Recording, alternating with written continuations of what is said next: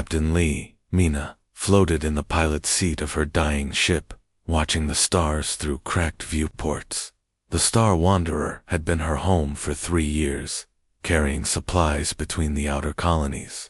Now, it was becoming her tomb. The explosion had come without warning.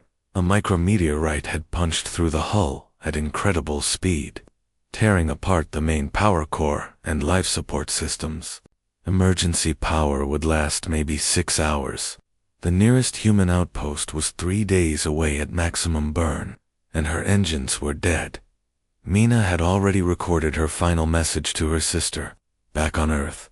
She talked about the view of the nebula outside, how the purple and gold clouds reminded her of the sunset over Busan Harbor, where they grew up.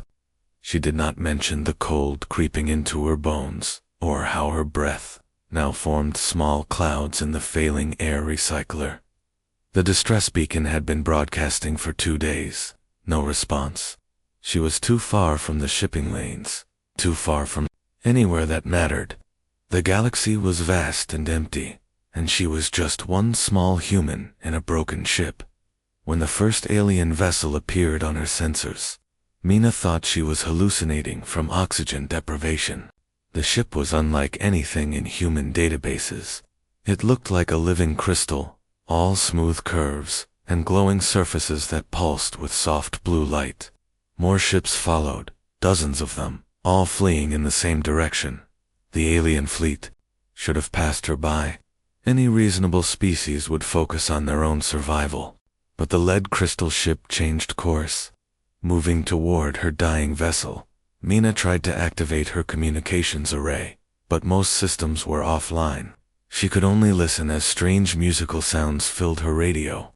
The alien language sounded like singing like wind chimes in a gentle breeze.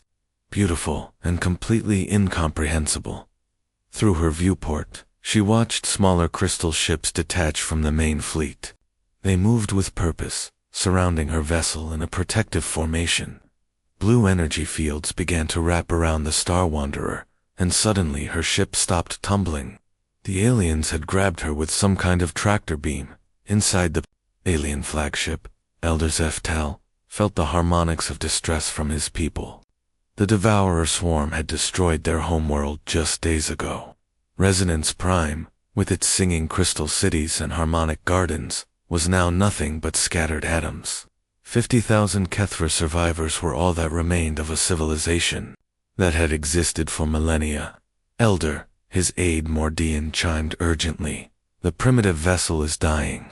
Its life signs are failing rapidly. Zeftal studied the readings from the alien ship.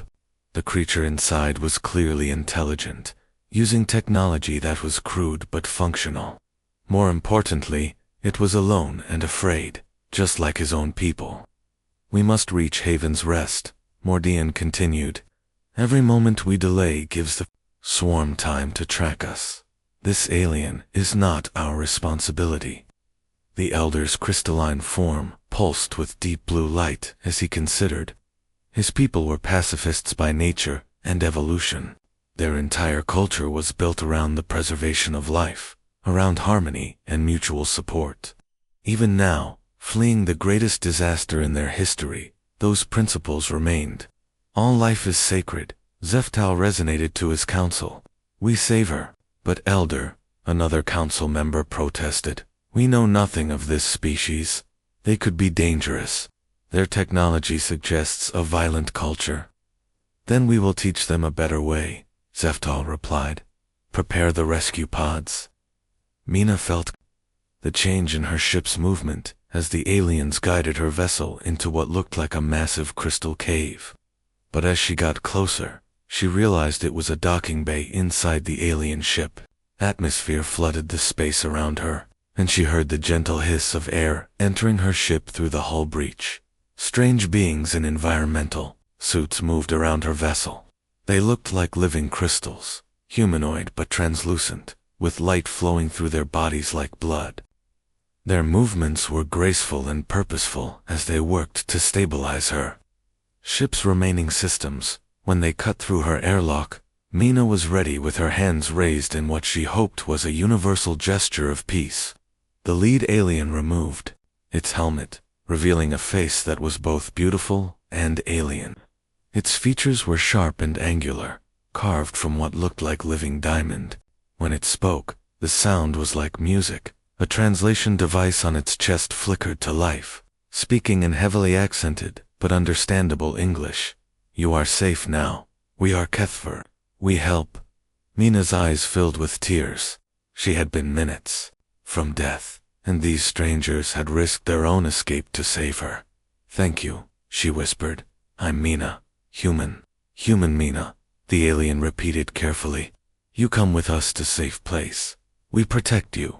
As medical pods lifted her from her dying ship, Mina saw through the crystal walls of the rescue vessel.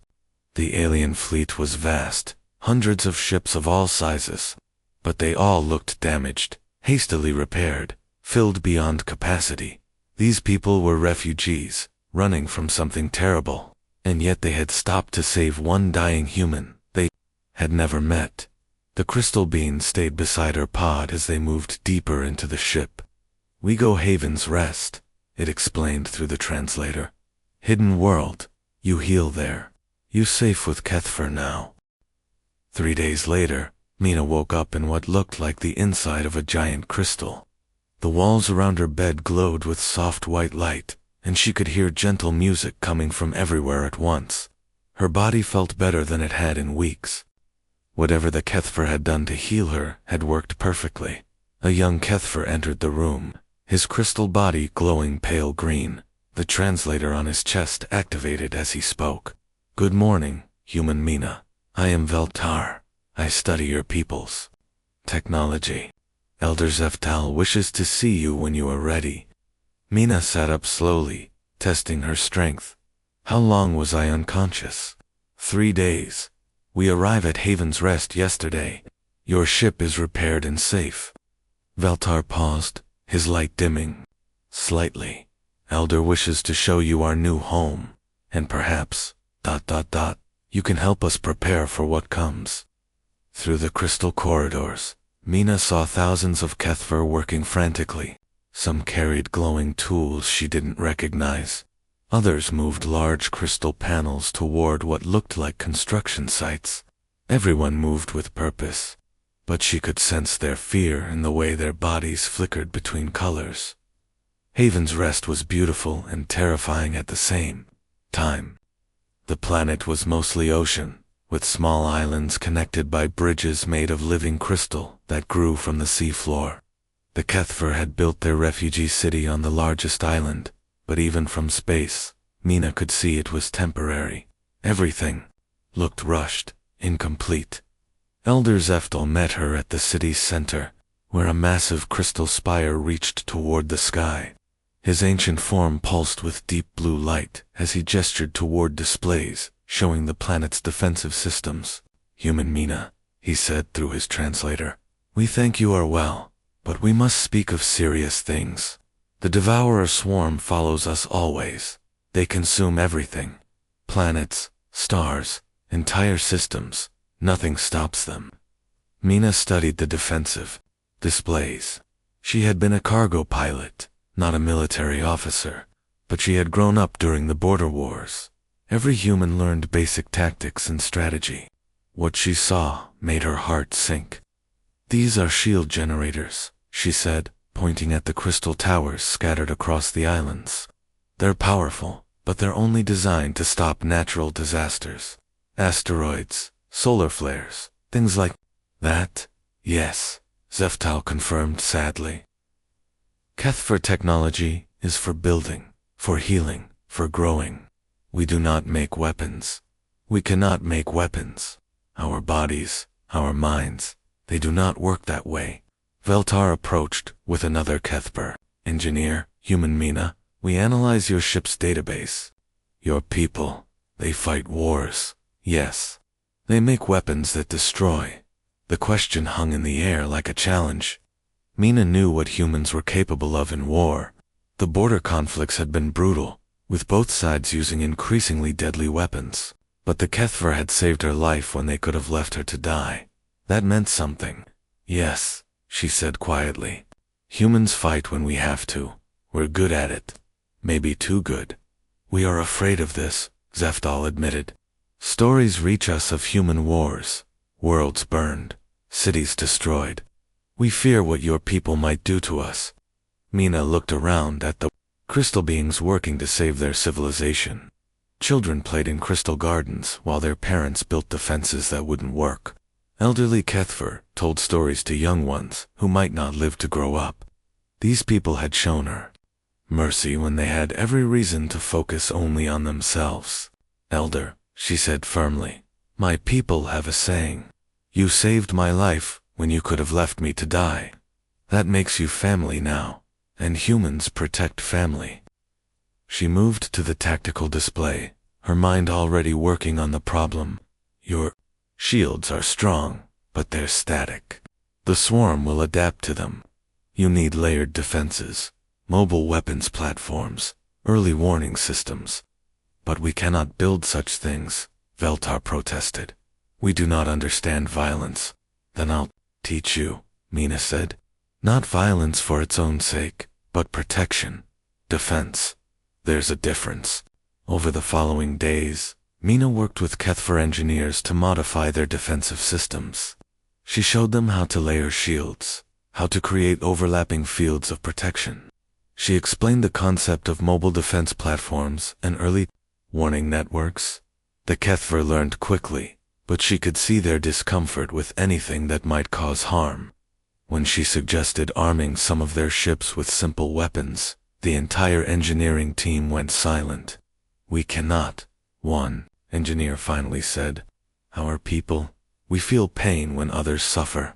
If we cause death, even to save ourselves, the pain would destroy us. Mina began to understand the depth of their problem. The Kethver weren't just pacifists by choice. They were biologically incapable of violence. Their empathy was so strong that harming any living thing would cause them physical and mental anguish.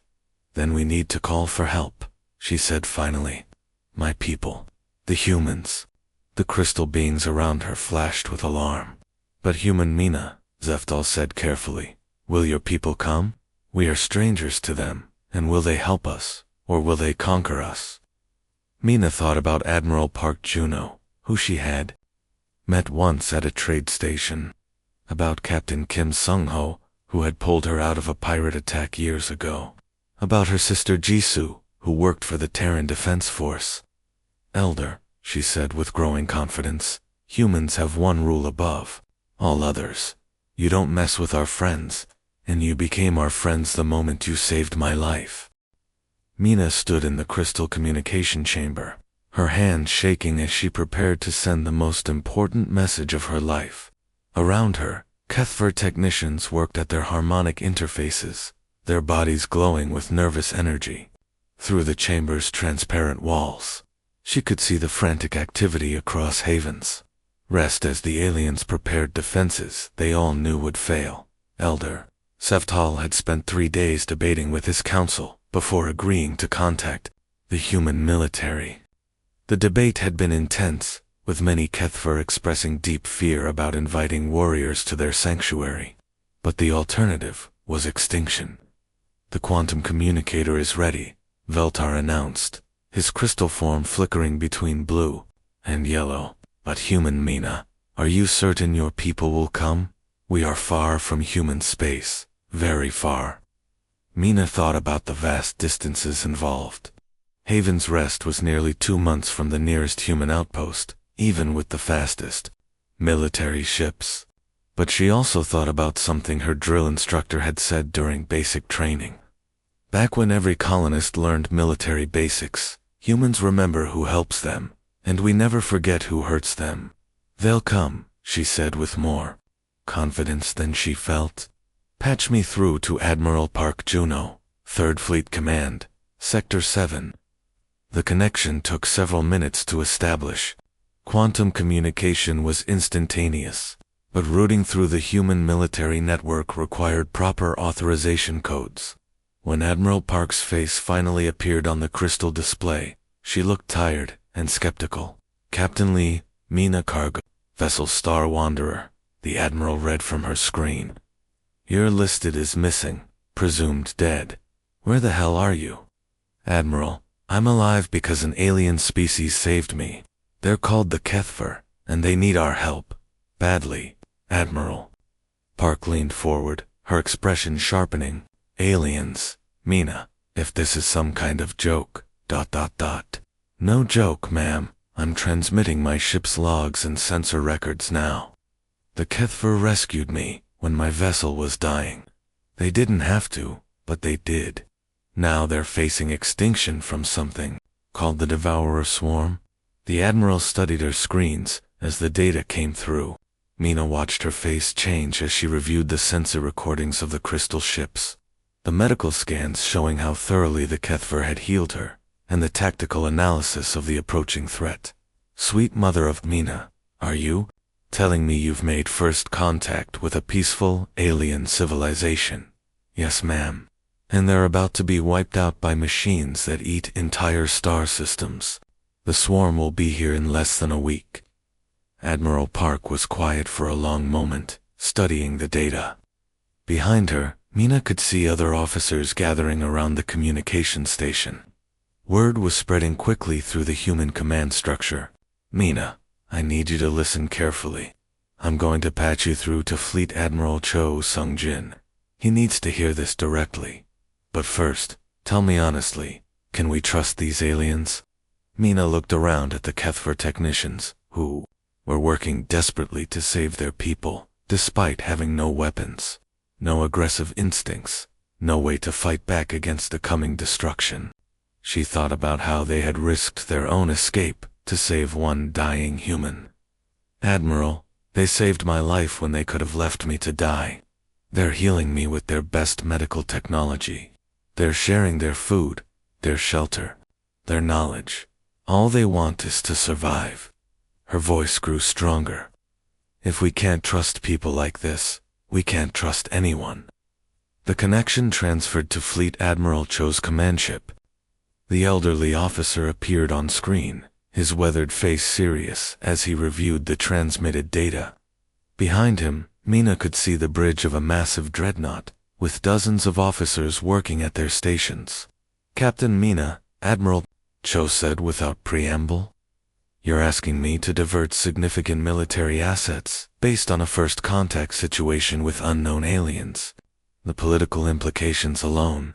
Sir, with respect, these aren't just any aliens. They saved a human life at significant risk to themselves. That makes them friends. And humans protect their friends. Admiral Cho was quiet for several seconds. When he spoke again, his voice carried the weight of command decision. Captain, I'm authorizing Operation Sanctuary.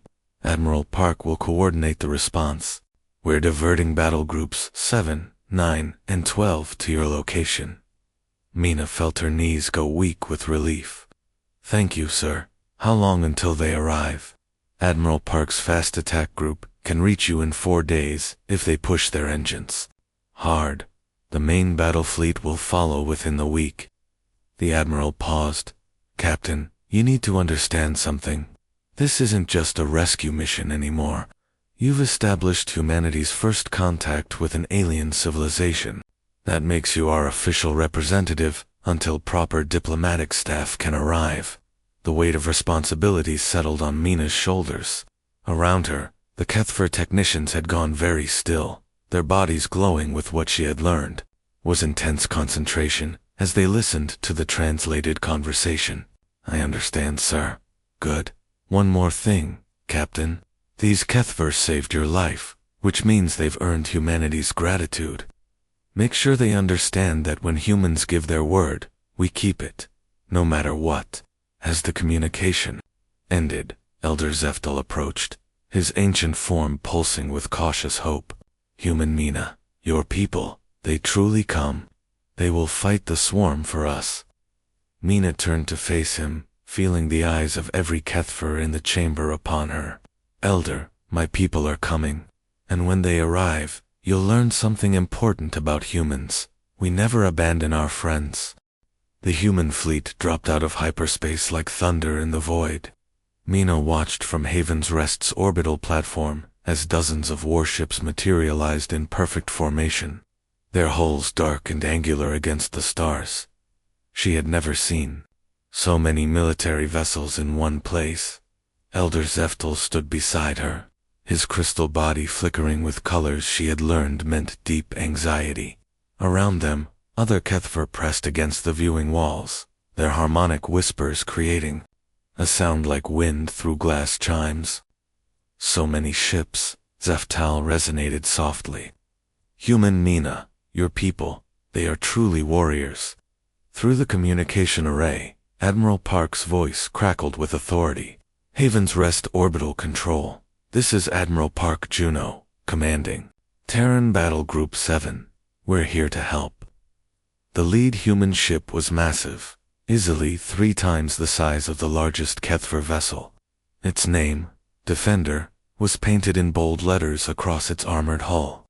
Weapon ports lined its sides like the eyes of some ancient predator, and Mina could see fighter craft launching from its bays in precise formations. But even as the human fleet took defensive positions around Haven's Rest, warning alarms began sounding across the Kethver city. Long-range sensors had detected the approaching Devourer's swarm. Contact, bearing 27 Mark IV, reported Commander Ruhana from the Defender's tactical station. Multiple bogies, estimated 47 vessels, closing fast. Mina had seen the swarm ships in Kethver records. They looked like mechanical spiders made of black metal, all sharp angles and glowing red sensors. Each ship was designed for one purpose, to strip apart everything in its path and add the raw materials to the swarm's endless hunger. Admiral Mina transmitted from the orbital platform. The swarm ships adapt quickly. They learn from every encounter. The Kethver's home fleet damaged 3 of them before Resonance Prime fell, and the swarm adjusted its tactics within hours. Understood, Captain. Commander Ru, I want a layered defense. Use the Kethver shield generators as our first line, but be ready to fall back to mobile tactics when they adapt. What happened next amazed every Kethver watching. The human ships moved with perfect coordination, like a school of predatory fish responding to some invisible signal. Destroyers took position behind the crystal shield generators while cruisers formed a second defensive line. The massive dreadnought Defender positioned itself directly between the swarm and Haven's Rest. Lieutenant Commander Jin Woojin worked frantically with Kethver engineers to integrate human weapons with alien shield technology. The crystal beings watched in fascination as human military efficiency transformed their peaceful defenses into something far more deadly. Human technology is so different, Veltar observed, his body glowing with intellectual curiosity, despite the approaching danger. You make tools specifically for destroying other tools. We never thought to build such things. That's because you're peaceful people, Mina replied. My people learned to fight because the universe can be a dangerous place, but we only fight to protect what matters. The first swarm scouts entered the system like drops of poison in clear water. They moved in perfect formation, their sensor beams sweeping ahead to analyze the defenses. When they encountered the Kethver shields, they paused, mechanical minds, calculating the best approach. That pause was all Admiral Park needed. All ships, weapons free. Show them what happens when they threaten our friends. The human attack was swift and brutal. Missile salvos launched from hidden positions, each warhead guided by targeting systems the swarm had never encountered. Plasma cannons fired from behind shield barriers, their beams slicing through swarm hulls like knives through paper. Captain Jung Minho's destroyer squadron eliminated the scout ships before they could transmit tactical data back to the main force. The mechanical vessels simply vanished in silent explosions, their adaptive algorithms unable to process the speed and precision of human warfare. But Mina knew the real test was coming. The main swarm force had detected the destruction of their scouts and was accelerating toward Haven's Rest. 44 ships against the human battle group's 32. Elder, Mina said to Zeftal, your people should see this. They need to understand what humans do for their friends. The Kethver had built viewing areas throughout their city where thousands could watch the battle. As the main swarm force approached, Mina heard their harmonic voices rise in what she recognized as a prayer for peace. The battle that followed was unlike anything in Kethver history.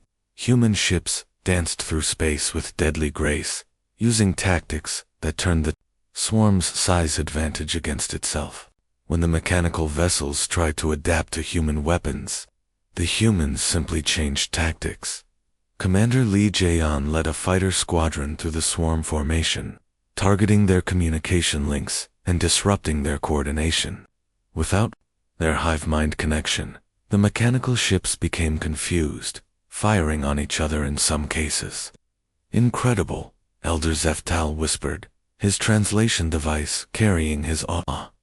"They fight like artists, like musicians creating harmony from chaos." The swarm's final gambit was a desperate charge directly at Haven's Rest, hoping to overwhelm the defenders through sheer numbers. Admiral Park had anticipated this. "All ships, Formation Delta 7, protect the planet."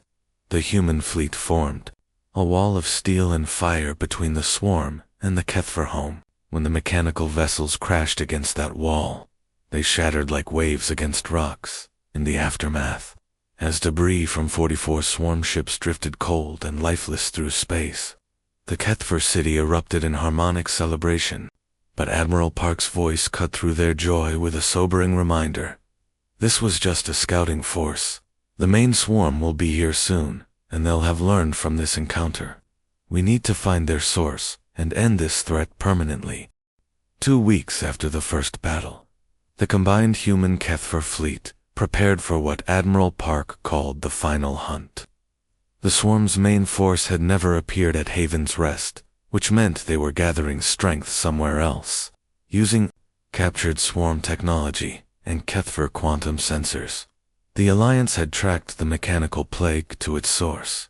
The Sigma Draconis system held the answer to a mystery that had puzzled galactic scientists for decades. Deep within the system's asteroid belt, the swarm had built a massive construction facility around what had once been a research station. The original builders were long dead, but their artificial intelligence had gone insane, turning into the controlling mind of the Devourer swarm. 67 confirmed swarm vessels, reported Commander Ruhana from the Defender's Bridge, plus the central facility. "It's enormous, Admiral. At least 50 kilometers across." Mina stood on the bridge beside Admiral Park, wearing the uniform of a Terran diplomatic officer. Her new rank felt strange, but her role as humanity's first alien ambassador had become official. Around her, human and Kethver officers worked side by side at integrated control stations. "The facility is the key," Veltar explained through his translator. His crystal body pulsed with nervous energy as he studied the tactical displays. Destroy the central mind, and the swarm ships become simple machines. No coordination, no adaptation. Admiral Park nodded grimly. "But getting to it won't be easy. Those swarm ships will throw everything they have at us to protect their core." The battle plan was complex, requiring perfect coordination between two completely different technologies. Human ships would engage the swarm fleet directly, using their superior tactics and firepower to create chaos. Meanwhile, Kethver vessels would use their shields and healing abilities to keep the human ships fighting even when damaged. Elder Zeftal had insisted on joining the mission personally, despite the danger. His ancient wisdom and deep understanding of quantum mechanics had proven invaluable in tracking the swarm. Now his ship, the Harmony's Light, took position alongside Admiral Park's flagship. "Human friends?" Zeftal's voice resonated across the fleet communication system. "We go together to end this darkness. Kethver sing for victory and peace." The attack began with a massive missile barrage from long range. Captain Jung Minho's destroyer squadron had been equipped with Kethver shield penetrators, weapons that could punch through the swarm's adaptive defenses. The mechanical ships responded exactly as predicted, swarming toward the human fleet in a desperate attempt to overwhelm them. But Admiral Park had learned from studying Kethfer philosophy. Instead of meeting force with force, the human ships flowed around the swarm attack like water around stones.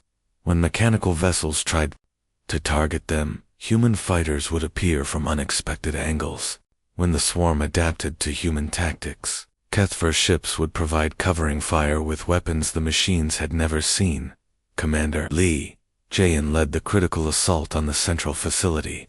His squadron of modified fighters, equipped with both human weapons and Kethver shield generators, had to penetrate 50 kilometers of mechanical defenses to reach the core AI. Approaching the facility, Jayan reported, as his fighters weaved through a maze of defensive turrets. The AI is trying to communicate with us. It's asking for help. The revelation shocked everyone. The swarm's controlling intelligence wasn't evil or malicious. It was insane, driven mad by centuries of isolation and the horror of what it had become. The AI had been trying to stop itself, but its programming made it impossible to shut down. Can we save it? Mina asked, her diplomat training making her consider alternatives to destruction. Veltar worked frantically at his station, analyzing the AI's quantum signatures. Perhaps, he said finally, but the risk is enormous. If we fail, the swarm could become even more dangerous. Admiral Park made the command decision. Commander Lee, plant the charges, but don't detonate yet. Let's see if our crystal friends can work a miracle. What followed was the most delicate operation in galactic history. Kethver technicians, working through quantum links, began to carefully separate the insane AI from its controlling programs. It was like performing surgery on a living mind while under enemy fire. The swarm ships, sensing the danger to their core, launched a final desperate attack. Every remaining vessel converged on the facility, trying to protect their mechanical mother. But the human fleet held the line, their ships taking terrible damage, but refusing to retreat. I've got it, Veltar announced suddenly. The AI core is separated.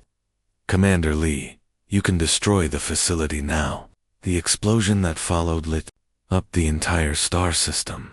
The central facility, source of the Devourer swarm's power, vanished in a brilliant flash. Across the battlefield, mechanical ships simply stopped moving. Their connection to the hive mind severed forever. In the aftermath, as rescue ships searched for survivors and engineers assessed the damage, Admiral Park found herself face to face with a miracle. The Kethver had saved the core AI, giving it a new body made of living crystal. The ancient mind, finally free from its mechanical prison, wept tears of pure light. We name it Hope, Elder Zeftel announced. First of a new kind, born from friendship between species. 6 months later, Mina stood in the crystal gardens of New Resonance, the city the Kethver had built on Haven's Rest with human help. The planet had become the capital of the First Interstellar Alliance, a place where crystal spires grew alongside human architecture. Admiral Park had established the Haven's Rest Accords, placing the Kethver under permanent human protection. But it had become something more than a military treaty. It was a promise that kindness would be rewarded, that friendship could bridge any gap between species. When other alien civilizations heard the story, they understood a fundamental truth about humanity. Show them genuine kindness, and they would move stars to protect you.